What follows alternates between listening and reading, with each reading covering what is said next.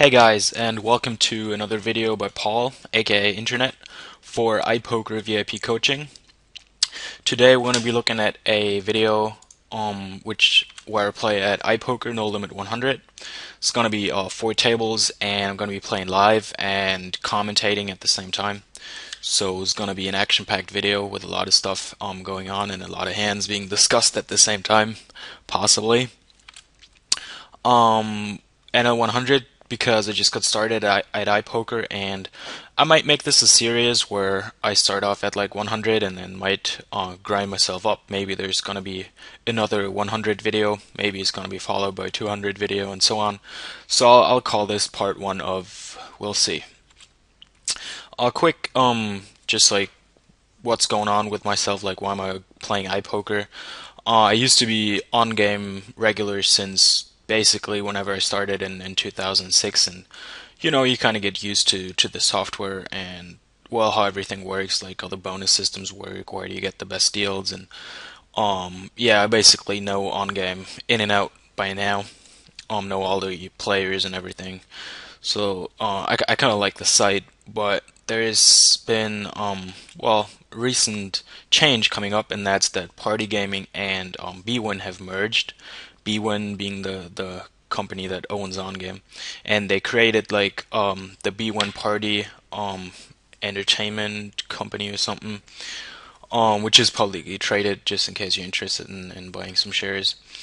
And what this means is that these two companies merge. Obviously, Party Gaming runs Party Poker, and bwin more or less runs their own runs OnGame, and they run their own skin of OnGame. And what this means is that the bwin player pool will be merging with the Party Poker player pool in the near future.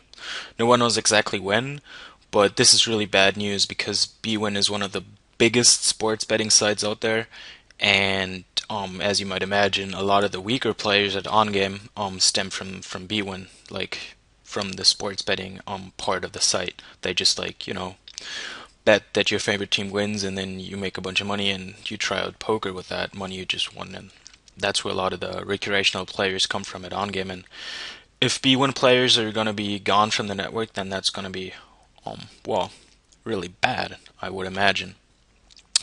Another thing that's just like a rumor, but kind of looks like it's likely to happen, is that the three other biggest players of OnGame right now, which is Betson and BetSafe, which are part of the same group, and Betfair, as their names indicate, also sports books, where there's a lot of sports betting and casinos on the side, might form a segregate new OnGame network. So they're saying to all the small skins, which are like Rakeback skins with only regulars on them, they're saying, well, we're not gonna support you guys anymore. We're gonna do our own, sort of separate network or separate site.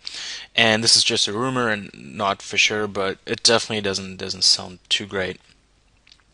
So what that all means is that OnGame's future is kind of uncertain, and the side I love so much is going down, probably. So I've been looking around for where I can play instead. Obviously, like, don't want to just sit there and have my site shut down and cry. So I've been trying out Party Poker, micro gaming, Boss, and it's all I don't like any of those. And now I'm finally trying iPoker, and luckily I am in contact with iPoker VIP, and they have some pretty good deals. And just want to touch on that for a second. I'm sure most of you are aware, but I just found this picture. Can't name a source, unfortunately, but just kind of gets to show that at the micro stakes, like just as ballpark figures, what you should kind of remember is that micro stakes you pay 10 big blinds per 100 in reg, and at small stakes it's 5 big blinds per 100. So just as like figures to keep in mind when you want to calculate how much reg you're paying, or how much reg back you're supposed to get. So what this means is that, especially for micro and small stakes players, it's extremely important to have a high or highest possible rakeback deal you can get. And obviously, that was very doable at OnGame, and that's also doable at iPoker, as far as I know. So, you should always get the best deal possible. And I got signed up for Boil Poker through iPoker VIP, And yeah, it seems to be a reasonable deal. I haven't crunched the numbers, but with the first deposit bonus and stuff, should be really good. All right, so let's jump into the video, and I hope you guys enjoy it. Have fun watching. Hey guys, this is Paul, aka Internet. Oh, you can see me playing some 50 cent a dollar slash 50 cent 1 euro on iPoker. Just started playing on the site, just deposited a couple of days ago. This is my second session now. Still getting used to the software and where the buttons are and everything. I think I'm in tune with it now, so I can make a video.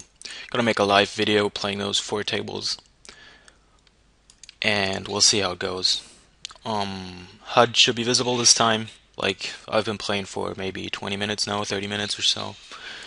You can see the number of hands I have on people, so that gives you an impression of how long I've been playing and how many tables the villains are on. Like this one guy, bottom left table, 200 hands already. He's probably on all the tables. Yeah, so I just deposited like 1 grand, then another grand, so have a roll for playing 50 cent a dollar now. I'll probably try to make this a series of like playing up from like, yeah, 50 cent a dollar up to whatever stakes I want to play. So we'll have some sort of theme to it, grinding small stakes to high stakes maybe. We'll see how it goes though. People in these games are obviously pretty competent. I mean, I don't know what to do here. Kinda missed what the action was. I suppose I squeezed with the $16 stack in the blinds, so they should put me on strong ranges, but I don't know.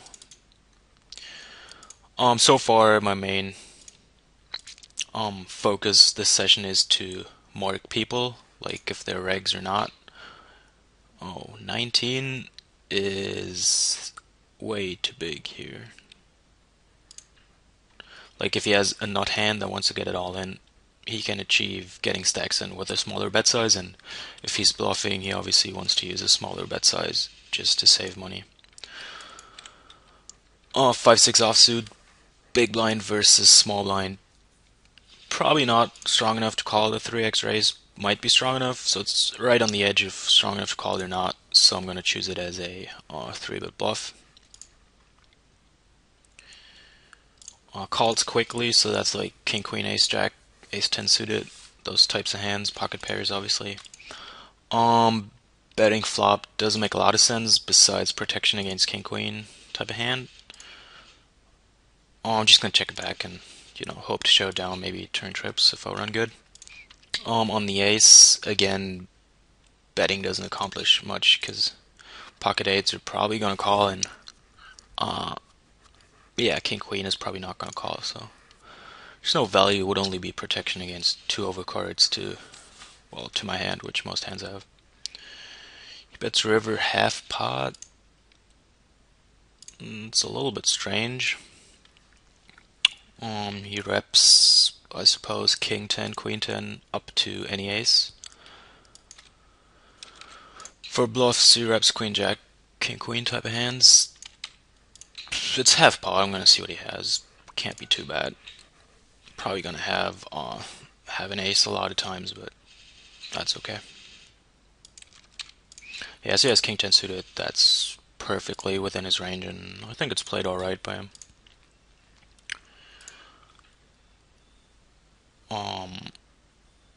What did I want to say? Oh, I don't know. Oh, what I want to say is if I see bet flop and he has that hand, I'm gonna lose even more than I lost playing it this way. So, like, I don't regret my river call one bit. I think it's whatever kind of. I'm gonna win sometimes, and against the half pot bet, I need to win 25% of the time, and yeah, it's gonna be fine.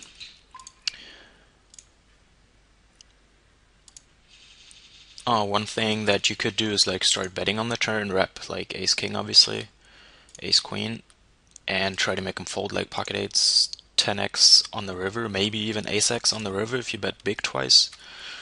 But I think having a pair is a bit too strong to turn that into a bluff there. I'm gonna have some non-pair hands that I want to bluff with. So yeah, to those of you who would have bet turn, I think that's not bad, but I think the hand is just has slightly too much showdown value to do that. Oh, the weak player in the big blind left, so now we're playing a full stack player, probably good. Obviously check down. He might value bet river, but nah, now that the jack trips up, probably can't do that.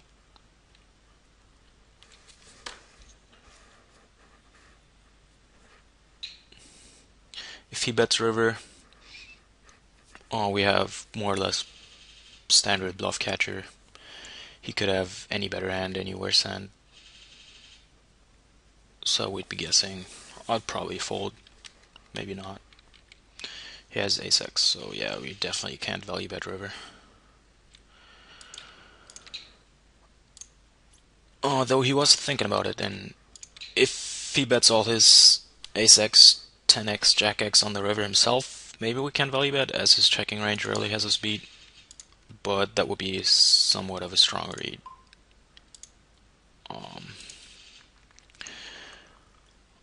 This flop isn't as bad as it looks. Obviously, all Broadway hands smack it, like all the Queen 10, Jack 10, King Jack, King 10, etc.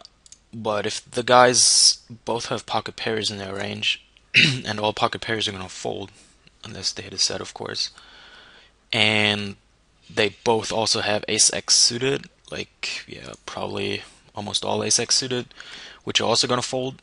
So c-betting here isn't that bad, even though I have pretty much no equity, and a lot of hands smacked it. Heads up, I would definitely c-bet it.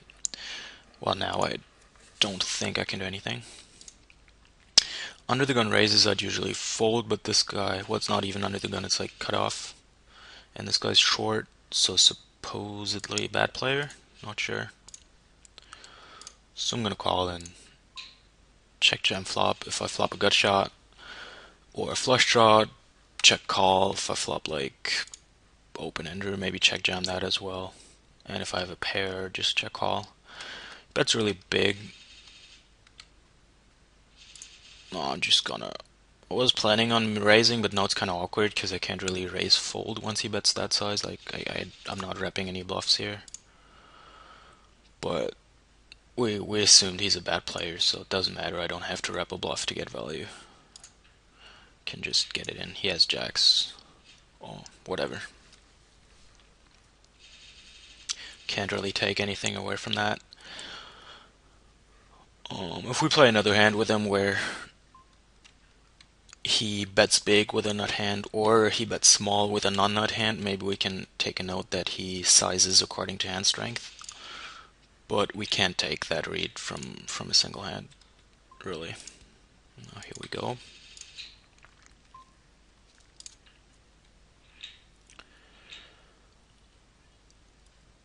Yeah, in case you're wondering what all my stats are, I'm not gonna explain them in detail here. I mean, we don't have any hands, so they don't matter, and well, just first three numbers or number of hands, VPIP, pre-flop raise, pretty standard. If the stead is color-coded in red, it means tight. If it's color-coded in green, it means loose. So,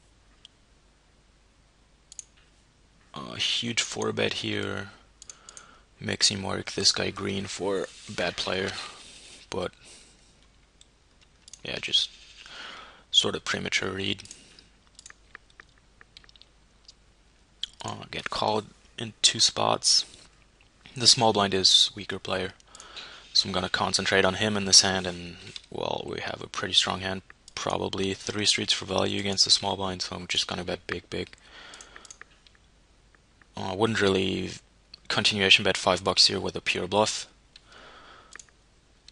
So this guy in the big blind shouldn't really be paying me off here, but that doesn't matter. Like I said, I'm just concentrating on getting maximum value from the small blind, so that's fine. Both call. I don't think this big blind guy is ever gonna check call a set or 2 pair here, So I'm pretty sure my hand is good, 99%. And turns a flush draw, 6-6 could turn a flush draw, straight draws could turn a flush draw, so I'm gonna bet really big.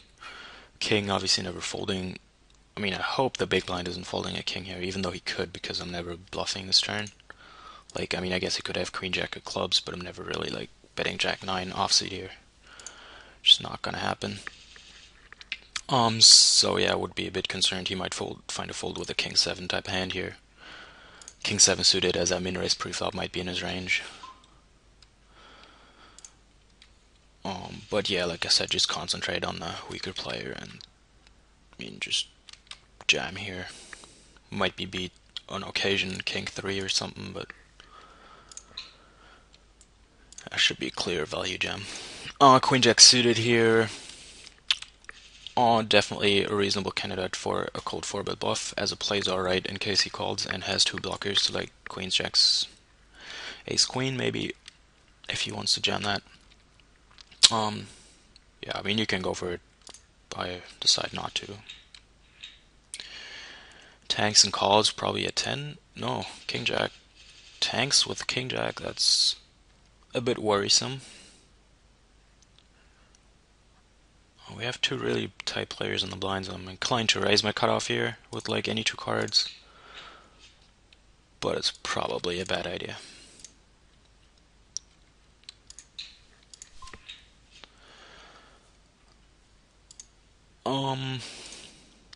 On this flop with pretty much no equity whatsoever, I'm inclined to just give up. On the other hand, if I make a small bet, it doesn't need to work very often, and if he has like ace 6 of hearts or so, or similar hand to mine, he's just gonna fold, I hope. So it can't be bad to just bet small and basically bank on the fact that he's gonna be folding more than he should be.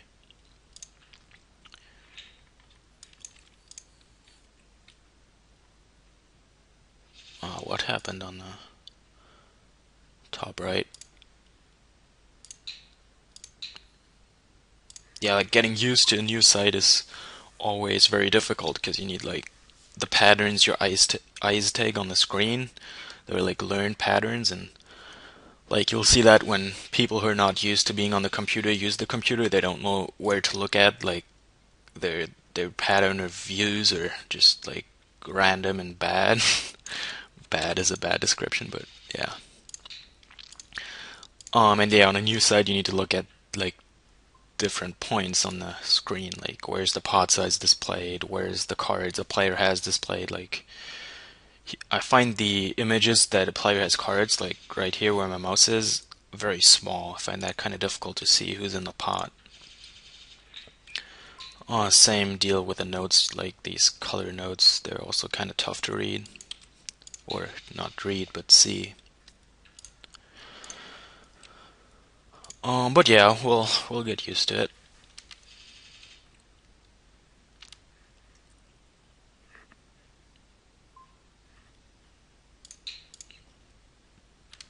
So far, the couple hands I've played, I find the games to be pretty standard. Usually there's one weaker player at a table and the other 5 people are, well, regulars, obviously, who range from really tight to super aggressive. Ace King suited is a reasonable flat here, given we have... Oh, this guy reloaded half a stack and might be tilted. What? Some flatting here is definitely a viable option. 3 betting for the value obviously is as well. If I think this guy does not 4-bet ace queen to get it in, I think I would just flat. Because ace king doesn't really get too much value out of a 3-bet, unless the guy's like getting in ace queen or bluffing a ton. Queen 10 big blind obviously call. Could 3-bet, but it's not really a value 3-bet. Flop, not good shot. Queen high might be good. Call. Pretty standard. If he bets turn, it's a bit more interesting. Now we have deep stacks here, so it's possible I could develop a 5-bet range here that involves 5-bet folding. It's kind of difficult. It would have to be like 35, which is just about the minimum re-raise. I'm just gonna fold this because I'm timing out and don't know what else to do. Yeah, I think I want to go for it. I'm kind of afraid it looks stronger than it actually should look. Like it should look like I'm potentially bluffing, but to him it might just look like aces, and well, I guess it doesn't really matter if it looks like aces or not, because if he was 4-bet bluffing, he's gonna fold regardless. Oh, the king queen. I mean, I have the jackpot out to the jack, so I'm betting. He check calls quickly, so I'm pretty confident that he doesn't have a premium that's gonna check jam turn. He might have ace 10, king 10 hearts, ace 9, king 9 hearts that's gonna check jam turn because he picked up the flush draw. Other than that, don't really expect him to jam turn. I think he has jack 10, ace 10, king 10, jack 9, maybe 8 7, 9 7 lot, pocket sevens, yeah, all these types of hands. And I have reasonable equity plus good river playability against those hands, so I just want to bet it. Good river playability meaning if I check back on a king or a queen, I win a lot, and on a jack, I obviously have a happy value jam, so river play is going to be really easy for me. He opened small line to 4. Yeah, I don't want to go into that, but it's kind of odd. And I 3-bet to 10 or 11. Oh yeah, I have trouble getting these like hand histories to work here. It's really odd. uh, I think they put all tables into one hand history window. No, it says the table name on top, so should be separate. No time for that. He opens to 4 again, so it seems like a standard size. 3 is against 10 big blind raise.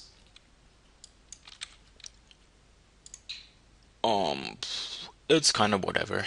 Folding is fine, calling is fine. If you're good at flopping sets, you should call. C-bet size question mark. This is really bad by him. Well, not like bad like a fish bad, but just in general for game plan purposes, it's kind of bad. The problem with calling is that I wouldn't really float here, so it's kind of difficult to call and rep like a weak hand. On the other hand, like, why would I ever want to raise? Like, if he has a nut hand, he's gonna get it in regardless, and if he's bluffing, I obviously want to keep him bluffing. Yeah, so now he bets half his stack, leaving 1 to 5 odds behind. That's just not that good. Just not a well thought out sizing plan. I can raise or I can call. I don't think it matters much. Actually, slightly in favor of calling. Maybe not. I don't know. Oh, he has aces, yeah, so poker gods at work. Giving me the sets. Why do I say it doesn't matter? Traditional wisdom teaches people to, when there's draws on the board, you should protect against the draws. But the fact of the matter is, if he has a draw, he calls my raise, and if the draw hits on the river, I might actually be able to fold. And if the draw doesn't hit on the river, he's probably gonna keep bluffing because he gets a really good price.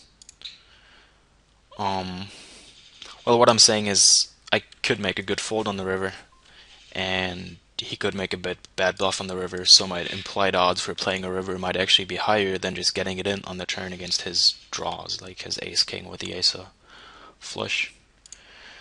Ace of flush suit. 9-3 off. I would open really wide with a weaker player in the small line, but 9-3 off is just like really bad. Even if you flop 2 pair, it's crap. 10-2 suited, really good odds, but really bad hand.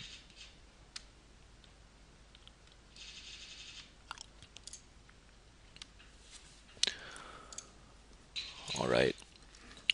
I like the pace at which this is going. I can talk about almost every hand and don't really miss out on anything. So 4 tables at iPoker 6 Max seem to have a good pace to them for videos. maybe just running well in that regard.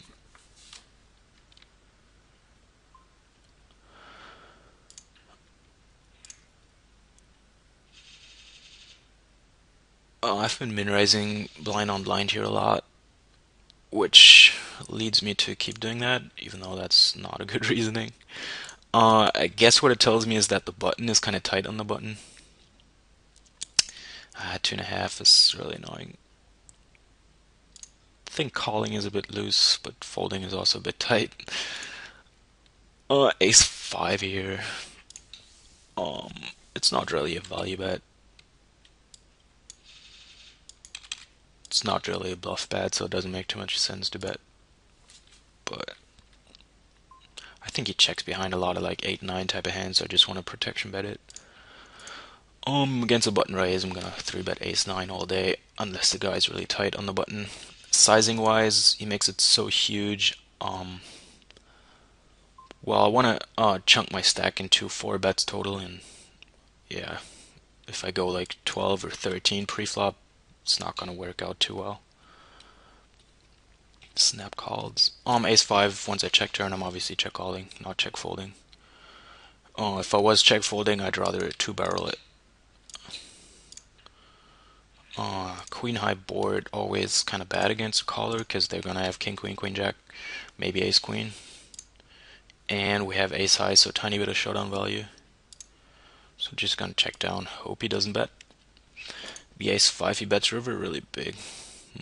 Just gonna fold. It's a bit interesting. Ace on the river is pretty good. Queen kicks, so any kickers below the queen are equal. And no one has a kicker above a queen here, so I have to get a call from worse than ace-x. They can't really bet too big. Just gonna bet half pot-ish. Hope he has pocket eights and decided not to bet flop or turn and decides to call river. Bit optimistic. At the same time, if I check river, he's not really gonna bluff at it, I think. Yeah, I think this is my best option. Just hope he calls king high or has some sort of pair. If I check, like, I would hope he bluffs 6-5, but that's gonna bet flop or turn anyway. Yeah, I think I just have to bet when the ace gets there. Not really expecting many calls, but that's okay.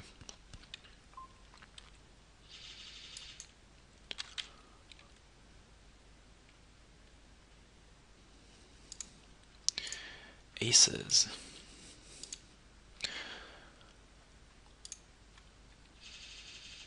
Yeah, what I don't know yet is how the timeout works on iPoker. I've timed out myself, of course, a bunch of times. And, like, the sit back in or who gets the blinds next and stuff, it's kind of weird. Do you have 2 timers, once when you check out time and then when the guy bets again, or is it just 1 timer and then you're away? There's so many small differences in how the software logic works. It's difficult to get used to. Oh yeah, just a min raise. I'm gonna call 8-5, a bit loose for sure. On this board we have nothing, so we just check fold. Like, if you make these loose calls pre-flop, you shouldn't like overcompensate post-flop and start bluffing like a madman because you have that wide range. It's just, if you flop nothing, just let it go. He checks back. Now we obviously can bluff. I have no idea who this guy is. I'm just gonna bet. I think he's gonna fold sometimes, and we obviously have 6 outs now, which are good enough to value bet. So I think betting is fine. Calls. So it looks like ace high or pocket pair below jack. 3x, deuce x. 6 is sort of whatever. One thing is we have about the worst hand in our range here. Like, there's no, like, 7 high, I guess, 7-4 to 7-5. But then there's 8 high. So if we ever want to bluff river, we would be bluffing with this hand. That's of course a game theoretic argument, which is just in the general case, and doesn't mean this is a good bet. But since I don't know the guy, I just sort of revert to game theoretic arguments and go with that at 210, right? I'm gonna go 730. I think these guys are funny. Um, Last time I had 6-5 off, now it's 9-5 suited. Might be strong enough to call. If you're wondering how you can call 9-5 suited, you're in position, you get good pot odds. So we are not folding. Sport. We do have two overcards, but they're crappy, and yeah, just fold. King Queen, he 4-bets like over 3 times our raise size. I mean, just fold, not really thinking about it much. It's just very odd.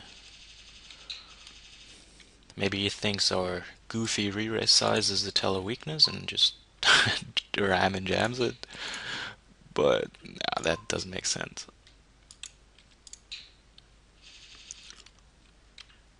Oh yeah, I'm actually gonna mark him as weaker player just based on that sizing.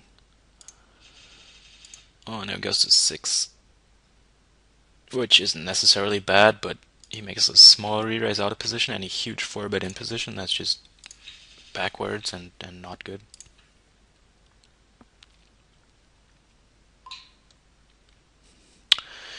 Ace-9 off here.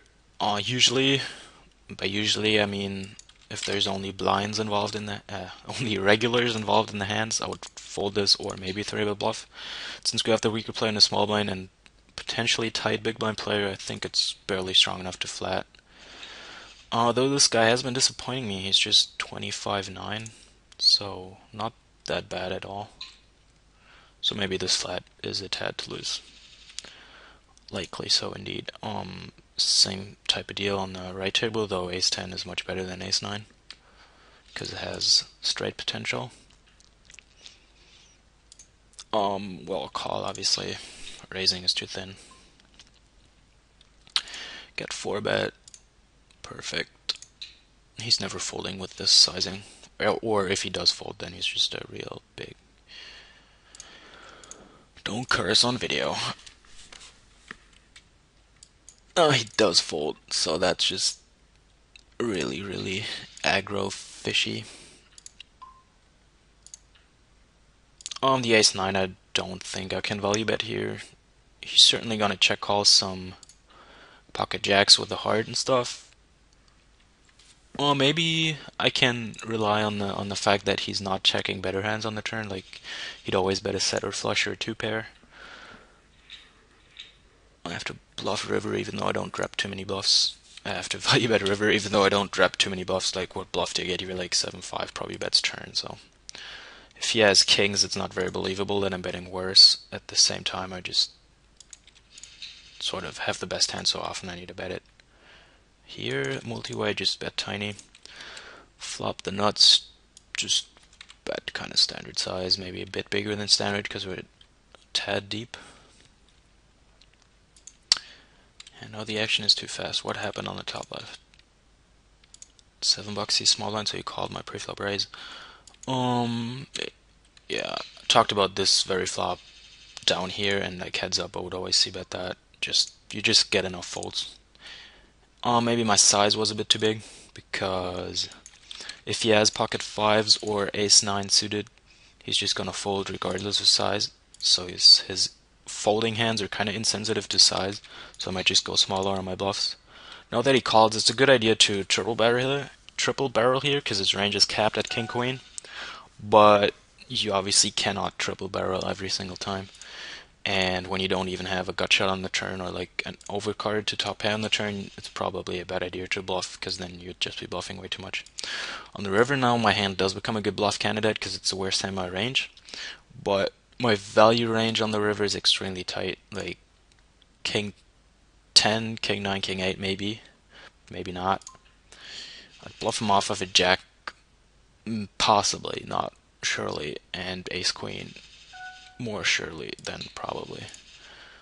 Yeah, I don't hate a river bet just based on the fact you want to bluff sometimes, and 6-7 is more or less the worst hand we have there, but don't think he's folding too much. 6-10 off here in the small blind. I think this is a mistake. a hand where a lot of people make a mistake. Obviously the standard will be to fold, but you have a weaker player in the big line, and you absolutely shouldn't fold hands when you get like 3-1 post pre-flop odds. I'm just gonna limp here and try to see a flop. Well, the 8's a check back, and no, I'm bluff catching on the river, and I think I have to call. Not very happy about it. He might value bet worse, and we've seen that he's kind of crazy from that hand where he 4-bet folded, so he's gonna pay the man. Um, well, flop got shot over card. Just gonna bet to take it down, or hit a 7, which would be pretty good because we have overstraight to any other 6x hand. Raises. That sucks. Always assume weaker players are kind of passive, so I'm just gonna think he flopped a straight here and give it up. But it's not unreasonable to maybe float out a position where 3-bet it back wouldn't be terrible, since we have the nut gut shot.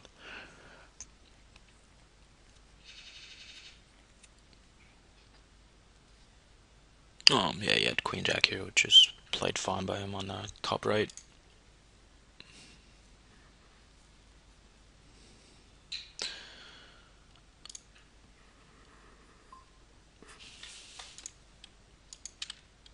Min raises button. On the one hand, against a crazy aggressive player, queen 10 suited is really good, and I want to like 3-bet it for value to get a bigger pot. On the other hand, he's probably very 4-bet aggressive, and I really do not want to face a 4-bet when I have this pretty of a hand. So, if I knew he wouldn't 4-bet, I'd 3-bet it, but since, well, he can do just like anything, yeah, just gonna call pre-flop, and this is a pretty good flop, especially against an aggressive, or not aggressive, just a crazy player like he seems to be. I'm just gonna check raise and not necessarily gonna embrace it when all the money goes in, but certainly happy if like half our stacks go in. Turning well helps.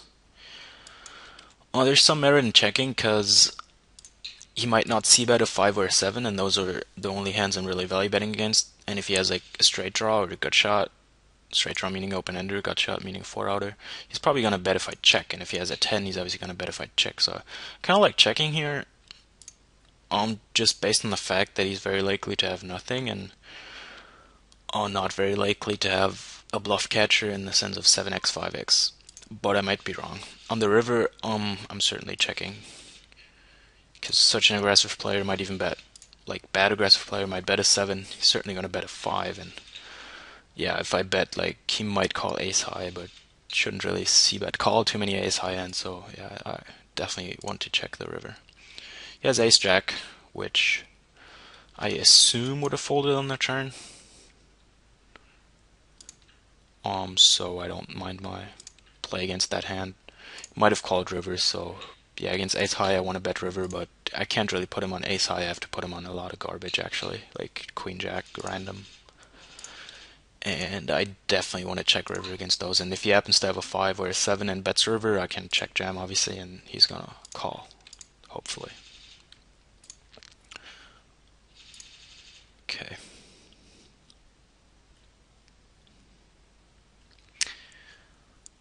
Yeah, we saw him bet call flop with ace jack high, and that means he's just crazy insane, sputard. Confirming the read I already had, which wasn't like super solid confirmed. Just because he 4-bet to a big size does not necessarily mean he's crazy, but no, we know he is for sure.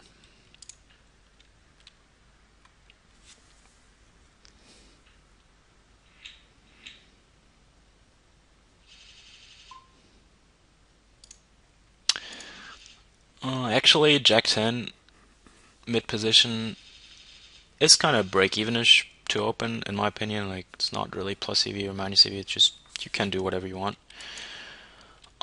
Given we have this guy on the button, I actually don't like it, because if he calls, well, of course we can flop a good hand and get a lot of value, but we can also flop a lot of like medium pairs and just air, and he's gonna win the pot or play very well against us with his aggressive style.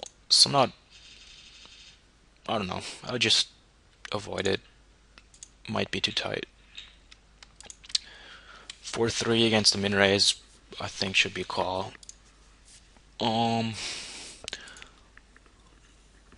I think you should call flop, um, even though it's not gonna play out well on turns or rivers because he always has 6 outs, which if he checks back turn gets 2 free cards at. So yeah, right now he's gonna have a 9 sort of often, but we also can't bluff against it. So yeah, there's a lot of reason for just check raising flop, turning it into like a 5-outer plus backdoor draws.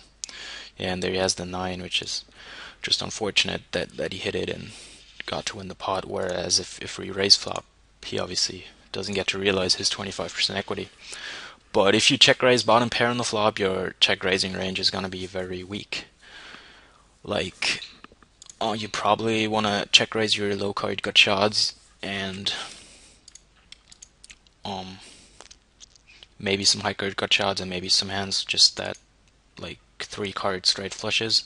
What was it? Ace 10 X, so like Jack 9 with the suit the 10 has. So you have like 3 cards of a straight and 3 cards of a flush. That's a reasonable check raise hand.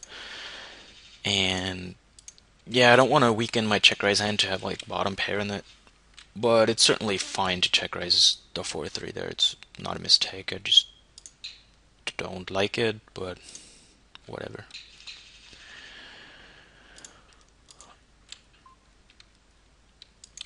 Turning it into a bluff on the river, of course, if I read him for a 9 is reasonable, but I think we're gonna have some other hands to turn into a bluff on the river, like at least King Jack High or something that called flop on like some sort of float. Also, I think it's a bit too strong to turn into a bluff on the river. Basically, we're just trying to fold out a 9, maybe a 10, but that's just not enough stuff to bluff him off of to make it worthwhile.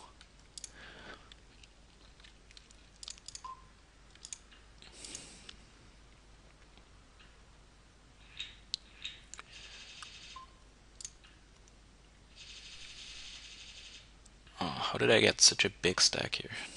I feel like a baller. Oh, because I flop sets like a madman. They say you always end up or always start with a hot streak on a new site. So far, I can confirm that. Maybe it's just selective memory because the sites where you start off with a bad run, you just kind of cash out the money you have left, and then never play there again. And then the sites where you start off with a good run, you're gonna stay for forever, gonna stay at forever. So maybe it's just selective memory. Probably is. Certainly is.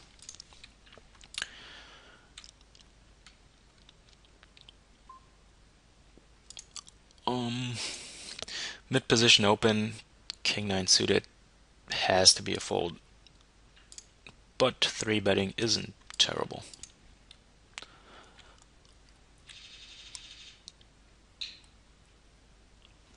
But yeah, with no reads on the people, we don't want to make yeah, like thin plays like that. Gonna use the downtime to take some color notes. For me, it's kind of important to have these color notes up just to give me like a quick glimpse of whom I'm in the pot against. Like I can, the brain is able to see a color and attribute meaning to it within like less than a fifth of a second, and I'm making that number up. And yeah, if I'm like multi-tabling and I have a quick decision to make, like that King 9 hand, if do I want to 3-bet or not, and I take a quick glimpse at his color, and then I know, like, yeah or nah.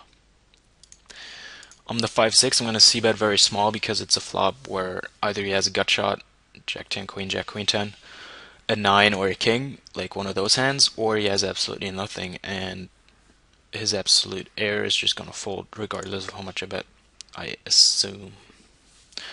Like if he has 10-8, he's just going to fold whether I bet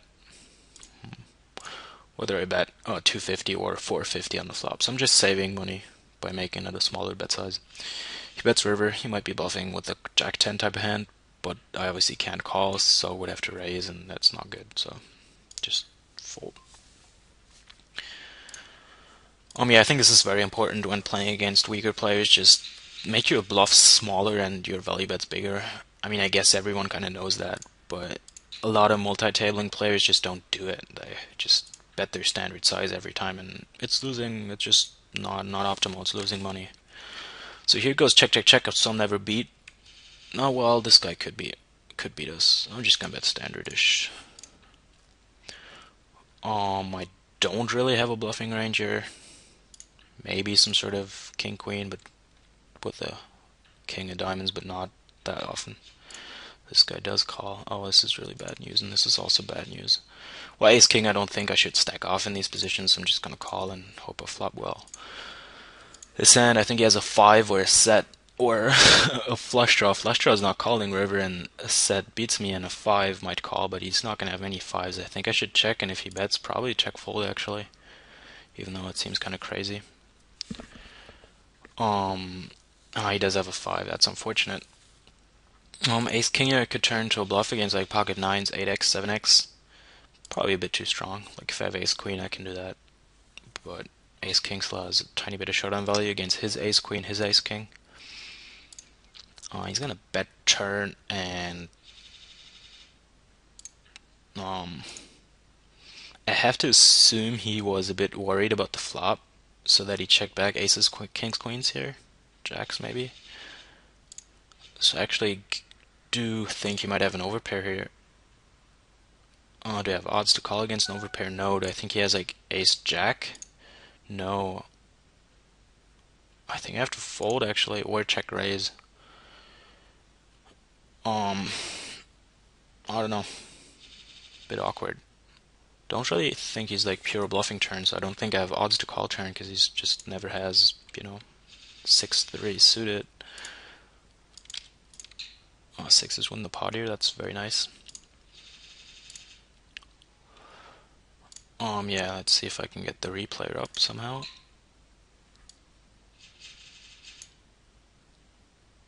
Like this, yeah, like that.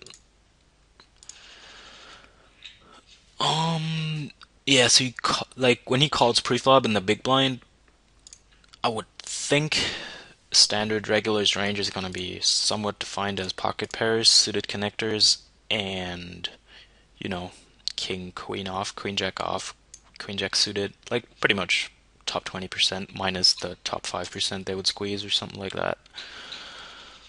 So on the river I have to think what hand can I value bet against. Oh, you can't see the board. Like on the river I have to think what hand I can value bet against, and I can value bet against a 5 obviously, but that's pocket 5s, and 6-5 suited, maybe 7-5 suited. It's not a lot of combos.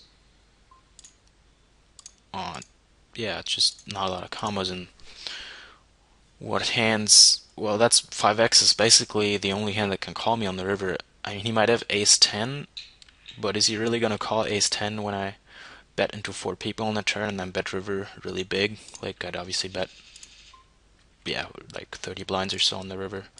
Now what was it? 6 times 3, so like 24 in the pot or so. Gonna bet 20. Yeah, we're gonna bet 20 blinds on the river. Like if he has ace 10, he obviously has a bluff catcher, so you'd have to think I'm bluffing to call it, and I don't know, maybe he'd call ace 10, ace 9 if he got there, but I doubt it. So I really only think I'm getting value from 5x, and like I said, 5x is not many combos. So what better hands does he have? He might have a nut flush or some other flush, because he checks to the preflop raiser just like I did, and then just calls turn because raising turn looks insanely strong. I think I would like a turn flat if he has a high flush in his position. And then obviously what I did put him on, aside from a couple of higher flushes, which is also not a lot of combos, but very possible. King 3 off, just gonna 3-bet for no good reason. It's okay, it's not good. So I also put him on revert boats, of course. Pocket deuces, pocket threes, pocket fours, ace deuce, and maybe 4 deuce suited if he plays that. That's not a lot of combos either, but he always has pocket fours, pocket threes in his river range, and ace deuce. Like those are always in his range, yeah. So I don't think I can value bet river like 5x versus full houses. It's gotta be. I mean, I'd have to count combos, but I think it's about even. If he calls every five and every house, I'm not making money on a bet. And then once I do check, like, is he gonna bluff river? Like, he'd have to have. I think if he has ace eight, he's not gonna turn it into a bluff ever. He's just gonna check back. So in order for him to be bluffing, once I check, he'd have to have king of diamonds, or what else? Nothing else really. But if he has a king of diamonds, it's usually going to be king of diamonds and another diamond because he's not going to be calling many king of diamonds X offsuit hands preflop, like king 10 off, king jack off potentially. But he might not even call such a big turn bet with a bare king of diamonds, like 10 of hearts type of hand. So if he bets river, he's occasionally going to be bluffing, but it's kind of unlikely to find any sort of bluffing hand in his range. And then for value, he obviously is going to have boats. So yeah, once he bets to a river check, I don't think I can call.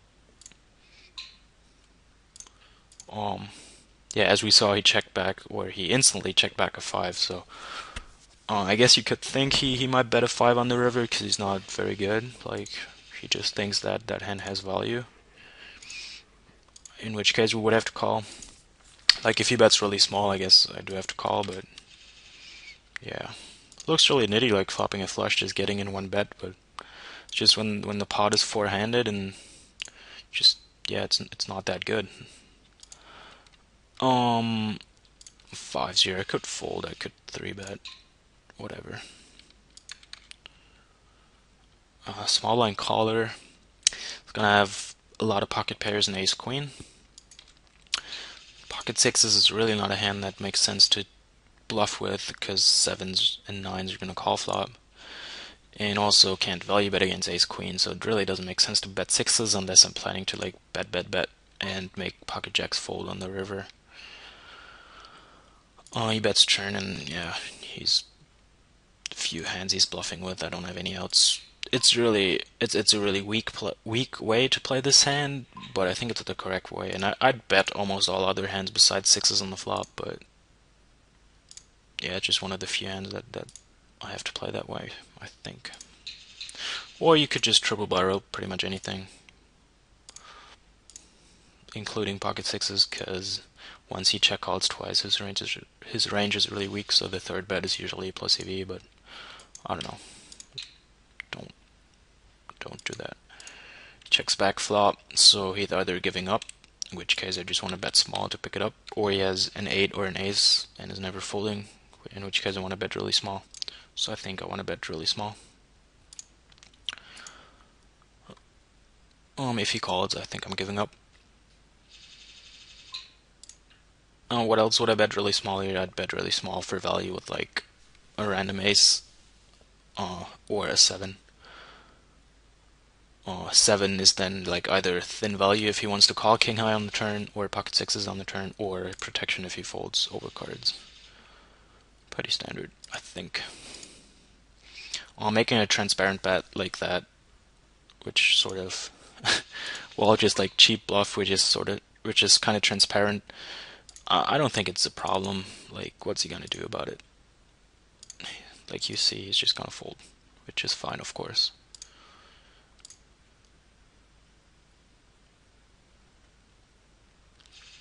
Okay. Oh, I just realized we're going for 48 minutes already. So yeah, no hand happening right now. I'm gonna sign off. This was Paul, aka Internet, for iPoker VIP coaching. Hope you guys enjoyed. Leave your comments, share this video with your friends, and if you liked it, or if you don't, then just tell me what a bad person I am. See you guys next time. Bye.